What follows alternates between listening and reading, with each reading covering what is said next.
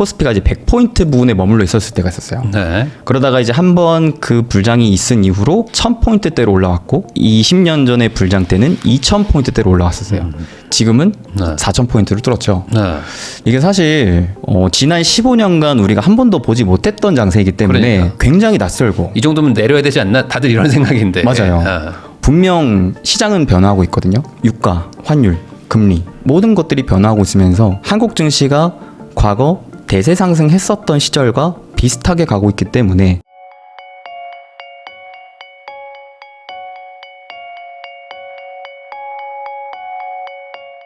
안녕하세요. 부익남TV의 부익남입니다. 오늘은 부자TV 수빈쌤으로 활동하고 계시죠. 이수빈 대표님 모시고 최근 주식시장에 대해서 이야기 한번 나눠보도록 하겠습니다. 대표님 안녕하세요. 반갑습니다. 네.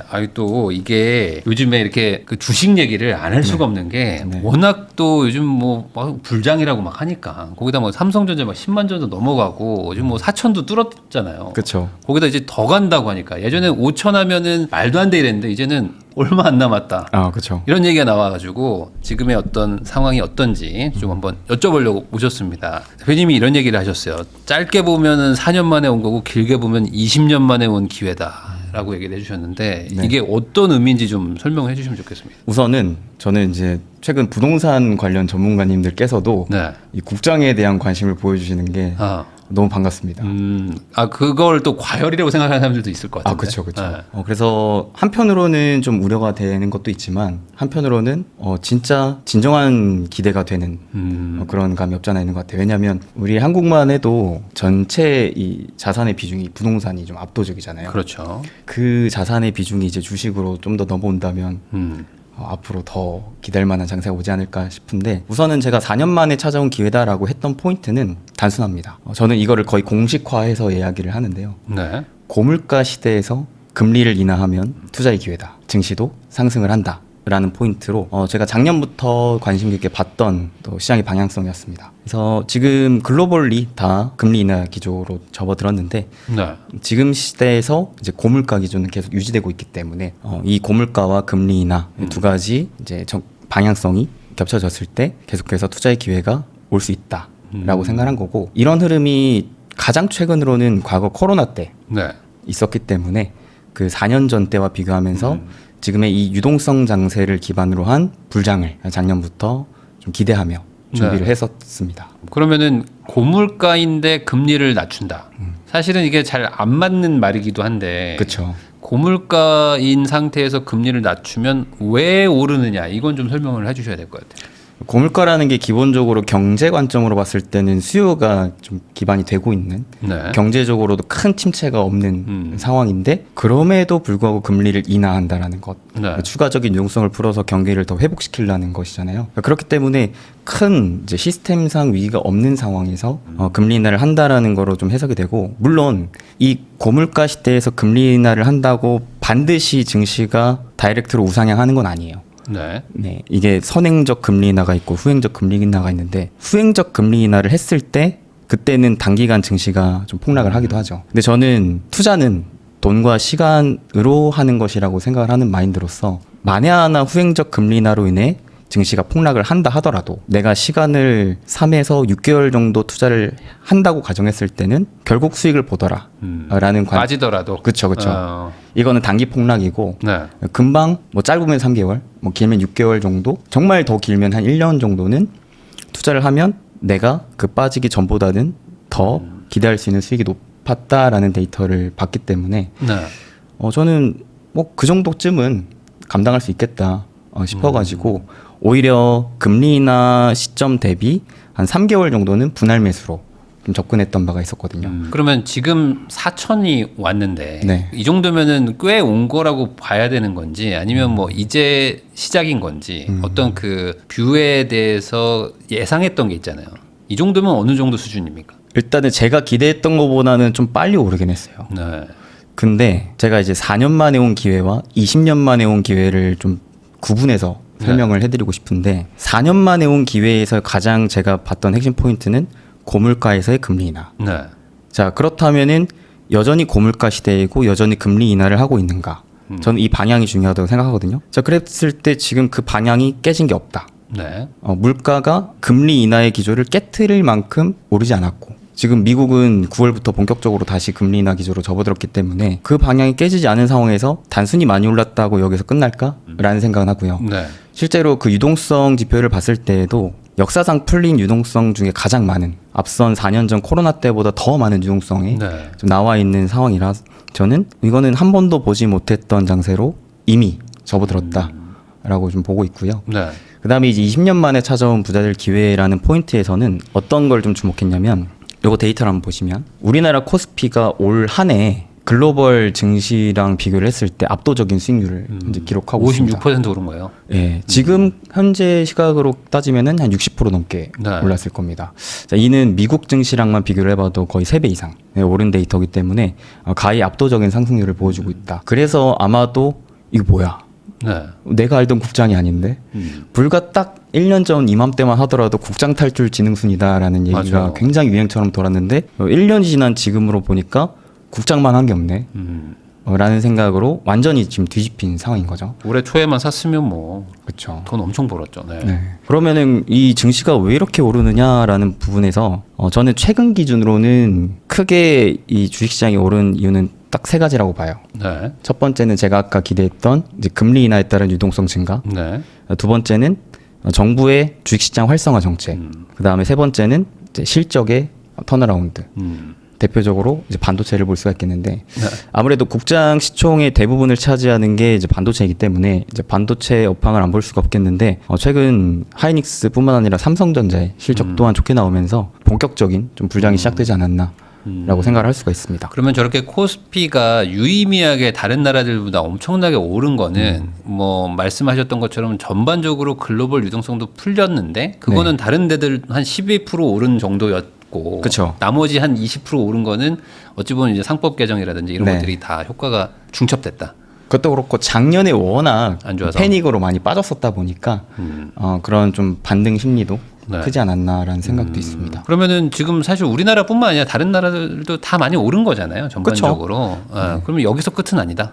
이게. 최소한 저는 아직까지는 그렇게 생각합니다. 네. 그러면은 지금 이렇게 많이 오르면 사실 또 가파르게 오른 만큼 또 가파르게 빠지고 이런 게 항상 좀 주식 시장에서도 보였던 패턴인데 네네.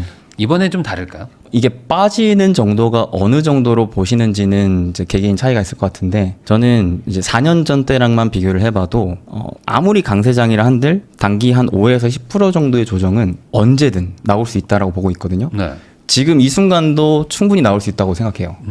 근데 과연 이 5% 10% 빠지는 거를 내가 하락장의 시작으로 볼 것인가 라는 부분은 좀 달리 생각하거든요. 네. 그래서 그 관점에서는 단순히 많이 올랐다고 이 시장을 뭐 탈출할 만큼 내가 뭐 현금화를 해야 되는가에 대해서는 저는 좀 의문이 있습니다. 왜냐하면 추가적으로 기대할 만한 포인트가 더 남아있기 때문에 저는 아직까지는 그래도 상방을 보고 있는 입장입니다. 네. 그러면 그게 어떤 건가요? 이제 본격적인 실적이 뭐 더 좋아진다거나 뭐 그런 걸까요? 실적도 실적인데요. 사실 한국 증시가 이 본격적인 강세장 내지 대세 상승장이 나왔었던 적이 역사상 그렇게 많지가 않습니다. 네. 보시면은 코스피의 한 50년간 역사에 있어서 대세 상승은 2번밖에 없었거든요. 저는 이제 이 세 번째 한번 오는 건가 이제? 그렇죠. 대세 상승장이 좀 네. 시작되고 있는 상황이 아닌가. 예전에 한 8배, 뭐 한 4배 막 이렇게 올랐네요. 그렇죠, 그렇죠.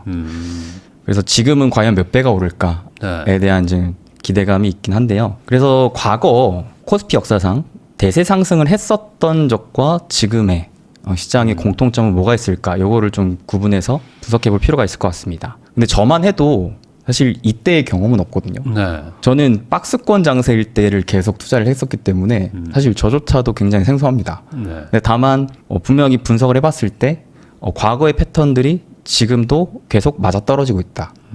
심지어는 과거에 없었던 흐름까지도 좀 포착이 되고 있다라는 것에서 충분히 더 기대할 수 있을 만한 포인트가 있을 것 같은데요. 자, 그러면 과거에는 한국 증시가 뭐 때문에 이렇게 대세 상승을 했는지 네. 봅시다. 결정 요인은 달러였습니다. 네. 사실 이게 미국 주식이랑 한국 주식이랑 좀 달라요. 미국 주식은 증시 상승을 거의 이익이 기반해서 끌어갔었습니다. 기업들이 돈을 얼마나 많이 잘 벌어? 네. 잘 벌면 많이 올라가고 못 벌면 좀 떨어지고 네. 이익을 중심으로 살펴볼 수가 있는데 한국은 아니에요. 한국은 아무리 기업들이 돈을 많이 벌어도 박스권에 갇혀 있었던 적이 최근 15년간 네. 있었거든요. 결국에는 그러면 한국 증시는 뭘로 움직여? 이 밸류에이션으로 움직였었습니다. 네. 결국 사람들의 이 기대감 또 유동성 그 중에 결정적인 영향을 줬던 데이터는 달러였거든요. 여기 보시면은 앞서 이제 코스피가 8배, 네. 4배 가까이 이렇게 대세 상승할 때 이 밑에 지표를 같이 보시게 됐을 때는 달러 인덱스가 추세적으로 약세를 보였을 때였었다라는 사실을 알 수가 있습니다. 근데 최근에 그 달러 인덱스가 추세적으로 네. 네, 좀 약세를 슬슬 좀 보여주고 있는 모습이 나와주고 있거든요. 물론 과거 20년 전 또 과거 뭐 1980년대랑 비교해 봤을 때는 아직 본격적인 추세 하락은 나오고 있진 않는데 그래도 슬슬 그 조짐이 나와주고 있다라는 부분 좀 생각해 볼 수가 있겠고요. 그러면은 저 달러 약세라는 게 결국에는 예를 들어 뭐 미국장에 있던 돈들이 이제 이머징 마켓으로 나오면서 유의미하게 좀 이렇게 올렸다. 그쵸. 이렇게 해석을 하는 거죠. 네. 아무리 국내 요인 가지고는 안 된다. 그렇죠, 그렇죠. 그래서 코스피의 이제 밸류에이션의 재평가 이거를 이제 PBR 기준으로 보는데 네. PBR이 이제 평균치를 딱 놓고 봤을 때는 코스피가 역사적으로 한 저점 기준으로는 0.8배, 네. 한 고점 기준으로는 한 1.2배 정도의 네. 그 박스권 구간에 계속 머물러 있었어요. 근데 이제 유의미하게 야 얘네 좀 봐라, 얘네 좀 달리 볼 수 있을 것 같은데 라고 하면서 오르는 게. 네, 달러 유입이 국장으로 크게 유입이 됐던 포인트가 바로 그 달러의 추세적인 약세 시기였었다라는 것이죠. 네. 자, 그래서 제가 이 20년 만에 찾아온 기회 요인은 여기에서 좀 찾고 있습니다. 네. 실제로 여기 사이클을 좀 잘 보시면 가장 최근 코스피의 대세 상승이 나왔었던 시절이 지금으로부터 약 20년 전이에요. 네. 그리고 그때와 1980년대랑 또 비교를 해보면 한 20년 정도 차이가 납니다. 네. 그래서 20년 만에 그 한국 증시의 대세 상승 사이클이 이번에 또 도래하는 것인가? 라는 좀 기대감을 가질 수 있게 만들 수 있는 데이터이지 않을까 싶은데. 달러 약세까지도 있으니까. 그렇죠. 그럼 여기서 중요한 건 그거겠죠. 어차피 우리가 봐야 되는 건 투자의 방향성이기 때문에 한국 증시의 대세 상승은 결국 달러의 약세에 달려있구나. 네. 그렇다면 우리가 봐야 될 것은 달러가 계속 추세적으로 약세를 보여줄 것인가. 그거에 좀 주목해 봐야 될 것 같아요. 네. 저는 이제 가장 중요한 데이터로는 달러를 보지만 이 앞서 20년 전, 40년 전 때랑 또 공통적으로 볼 수 있을 만한 요인은 달러 외에도 이 3조 호황이라는 네. 키워드가 있습니다. 유가도 저유가, 달러도 저달러, 금리도 저금리. 저런 뭐 돈 풀리는 거죠, 뭐. 완전히 네. 풀리는 거죠. 그래서 이 세 가지의 요인이 다 겹쳐졌을 때 비로소 한국 증시가 불장을 보여주더라. 지금인 것 같은데. 그래서 이제 3조 현상 때 확실히 이 코스피 국장이 강세장을 보여줬었던 시절이 있었는데요. 이 역사를 보더라도 확실히 자릿수를 변화시켜 놓는 것도 확인이 됐었습니다. 앞전 이제 1980년대만 하더라도 코스피가 이제 100포인트 부분에 머물러 있었을 때가 있었어요. 네. 그러다가 이제 한번 그 불장이 있은 이후로 1000포인트대로 올라왔고 그 다음에 20년 전의 불장 때는 2000포인트대로 올라왔었어요. 지금은 네. 4000포인트를 뚫었죠. 네. 자, 여기에서 이제 더 얼마나 갈 수 있을지 그것도 생각해 볼 수 있겠는데 그러면 이제 중요한 거 이 저달러 저유가 저금리 기조가 계속 유지될 것이느냐는 체크를 해야겠죠. 네. 자, 첫 번째 유가를 봤을 때 장기적으로 저유가 기조가 유지될 가능성이 좀 높다고 생각합니다. 아무래도 단순하게 원유의 수요와 공급에 대한 데이터만 봤을 때 수요는 지속적으로 감소할 전망이 나와주고 있거든요. 왜냐하면 그래도 글로벌리 신재생 에너지로 대체되는 수요가 네. 점점 늘어나고 있기 때문이라고 생각할 수가 있겠고 반대로 생산에 대해서는 오히려 계속 늘어나고 있는 특히나 미국의 트럼프 대통령 집권 이후에 이 또 드릴 베이비들이 네. 그렇죠? 계속 뽑아내라 라는 방향성으로 가면서 실제 트럼프 취임 이후로 유가가 60불까지 내려온 상황이거든요. 그래서 특별히 유가의 기조가 바뀌지 않는다면 저유가 기조를 트럼프도 원하는 상황에서 장기화가 되지 않을까라는 생각을 좀 갖고 있고 그 다음에 이제 금리를 놓고 봤을 때 이번 9월부터 미국이 본격적인 이제 네. 금리 인하를 시작을 하고 내년 내후년까지도 금리 인하 기조가 지속될 전망이 잡혀 있는 상황에서 사실 유럽과 한국 또 중국 같은 경우에는 기준금리 인하가 계속 지속이 되어 왔었잖아요. 그런 다음에 이제 미국이 다시금 금리 인하를 본격적으로 시작하는 상황인데 전 세계에서 가장 많은 돈이 있는 게 이제 미국이기 때문에 저는 이 추가적인 미국의 금리 인하를 더 기대해 볼 만하지 않을까. 또한 이제 유럽, 한국 같은 경우에도 금리 인하에 대한 기조가 좀 일단락이 되는 상황이긴 하지만 이게 갑자기 금리 인상으로 바뀌는 건 아니고 네. 유지되는 상황이 지속되지 않을까라고 생각을 하면서 결국 유동성은 풀리겠구나. 라는 방향성을 보고 있습니다. 마지막으로는 결국 달러, 이 놈을 봐야 되는데 이 달러 약세는 60년간 총 3차례 발생을 했었거든요. 근데 이제 많은 분들께서 이 달러를 또 고민하고 계실 거예요. 왜냐하면 최근에 달러가 단기적으로는 반등하고 있거든요. 네. 지금 한 1430 정도 또 단기 반등을 하는 상황이고, 보시게 되면은 2020년부터 쭉 큰 흐름상 봤을 때는 여전히 그렇죠. 환율 데이터로만 봤을 때는 올라가고 있죠. 그렇죠. 올라가고 있기 때문에. 그러니까 실제로 저한테도 이런 질문 많이 하세요. 환율이 이렇게 오르는데 국장이 어떻게 오르느냐. 이런 논리를 많이 얘기하시거든요. 그러니까 저도 이 환율은 그만 올라갔으면 좋겠는데 이게 좀 더 추세적으로 1350원을 뚫고 내려가는 상황이 나와야 제가 또 기대하는 추가적인 대세 상승이 나올 수 있을 것인데 라고는 보고 있거든요. 근데 한편으로는 좀 역으로 생각해 봤을 때 이런 것도 생각해 볼 수 있을 것 같아요. 달러가 반등을 하는데, 이 환율이 반등을 하는데 왜 국장이 이렇게 불타오르지? 실제로 최근에 외국인들의 매수세가 이 환율의 반등 가운데에도 계속 나와주고 있거든요. 최근 6개월간 외국인들이 무려 20조 원 넘게 순매수세를 하고 있는데, 그럼 이 외국인들은 뭐 때문에 환율이 반등함에도 사느냐. 그 지점은 사실 작년에도 이런 데이터가 좀 포착이 됐었습니다. 가장 중요한 건 국장의 밸류업이라고 봐요. 이게 작년에도 코리아 이제 디스카운트를 해소하고자 하는 정부의 정책적인 움직임이 나와줬었고, 올해는 이제 상법 개정으로 그게 좀 더 강화되고 있는 상황 속에서 실제로 외국인들은 거기에 지금 흥분하고 있거든요. 왜냐하면 실제 일본이 그 밸류업 정책을 펼치면서 증시가 또 폭발적으로 올랐기 때문에. 그러니까 돈 벌 기회다라는 게 명확하게 외국인들한테는 보인다는 거죠. 그렇죠. 돈은 있는데 얘네가 기존에는 되게 알짜배기 기업들이 많은데 이 주주환원 이런 것들도 잘 안 하고 해서 내가 이제 투자를 잘 안 했었고 그만큼 많이 싸져 있었는데 얘네가 그걸 좀 바꾸려고 하는 이런 움직임을 실제로 기업들도 보여주고 정부도 더 적극적으로 보여주니까 점점점 그에 대한 신뢰를 가지게 되면서 들어오고 있다는 것이죠.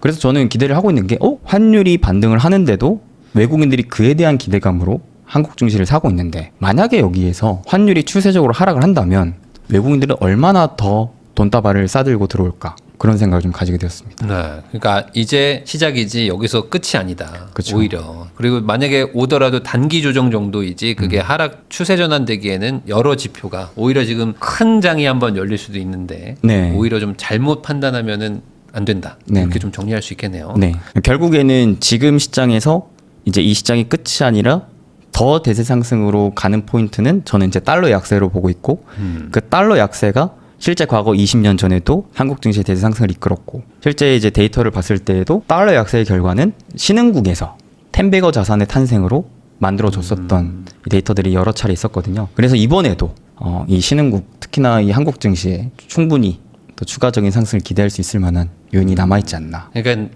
이 한 2배 정도 번 걸로 지금 만족하지 마라. 이런 얘기일 수도 있겠네요. 어찌 보면. 이게 사실 지난 15년간 우리가 한 번도 보지 못했던 장세이기 때문에 그러니까. 굉장히 낯설고, 이 정도면 내려야 되지 않나? 다들 이런 생각인데. 맞아요. 이쯤 하면 되지 않았나? 야, 너 원래 이런 애 아니었잖아.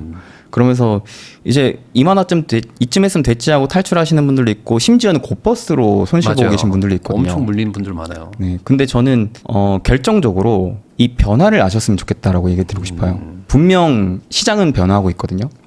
앞서 유가, 환율, 금리 모든 것들이 변화하고 있으면서 한국 증시가 과거 대세 상승했었던 시절과 비슷하게 가고 있기 때문에 우리는 그 지점, 그 방향을 좀 더 주목하면서 단기적인 상승보다는 좀 더 큰 그림을 봐야 되지 않을까라고 기대를 하고 있습니다.